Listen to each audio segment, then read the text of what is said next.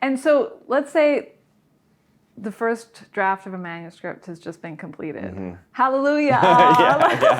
Yeah. Big deal. Yeah. What's next? Yeah. You just send it off to an agent. Yeah, you just publish of course. it right It's away. done. It's perfect. It's amazing. No. In my guide to writing a novel, I have that moment where it's sort of like definitely celebrate. Yeah.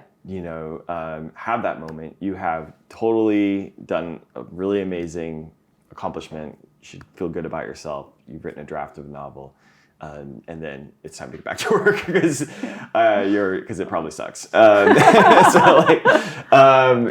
okay. That's it's fine. expected. Everyone's first draft sucks. Yeah, I mean, it's like that's just part of the process. Yeah. So then you have to embark on a journey that somehow you never knew is going to be even more painful, which is looking critically at your own work and getting feedback and getting it as polished as possible.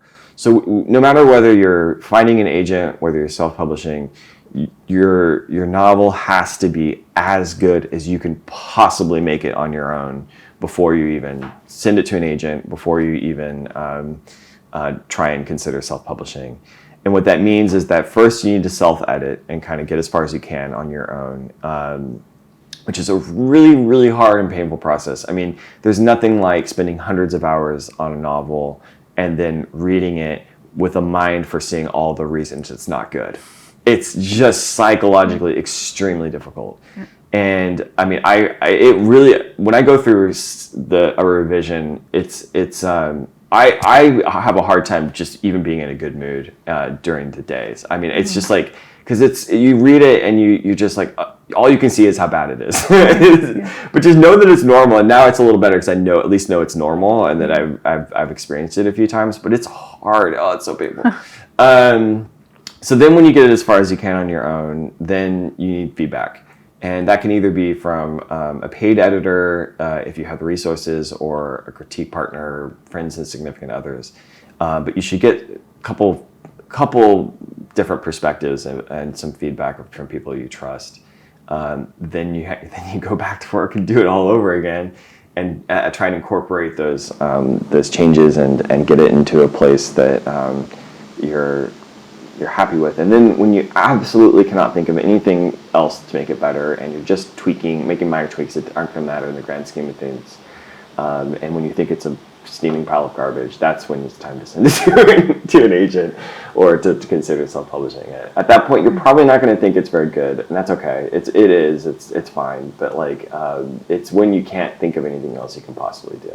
And at that point, how many times have you read it? I can like dozens to 100 probably. Yeah.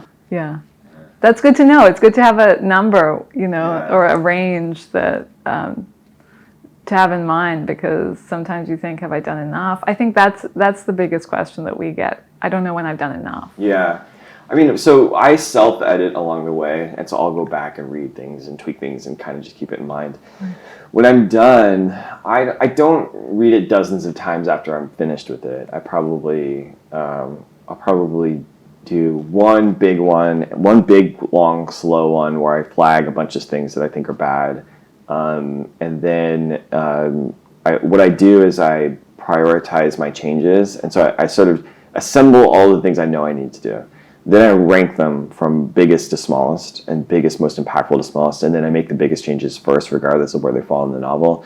And the reason for that is it's more efficient because if you make small tweaks that might get swallowed by the big changes, then you just wasted your time on the small tweaks. And so if you go big to small, you save yourself from double doing. But so I'll probably read it 3 to 5, 7, 10 more times during that stage, then get feedback, then do it all over again 3, 5, 7 times, and then finally just get so tired of it I have to get it out there. That's a great way of organizing your thoughts about it, though, having that list and then switching it around in terms of priorities. Yeah, I think that's true, even if it's self-editing, but also if you when I get an editorial letter from an editor, I first read it through and then identify all the changes I'm going to make and not make.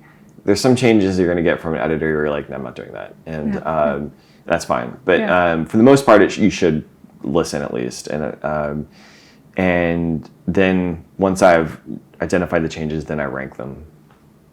That's so smart. You know what I had been doing? Rereading the editorial memo over and over again. Like, well, that's like, important too. I mean, it's important. Well, so I compare editorial letters to radioactive substances that you have to become acclimated to over time, because it's so painful to read them that you kind of have to just like read it until you can read it without freaking out. And so the first step is just reading it a bunch of times. Then once you can calm down and you know what's in there, you can kind of then go forward. I love that analogy, and it takes a couple of days to acclimate to the radioactive substance of the letter. You kind of have to like just glance at it and then put it away, and then kind of you build up your resistance to it. And I don't know. This is a crazy process. Why do we do this? I don't know. Why do we do this?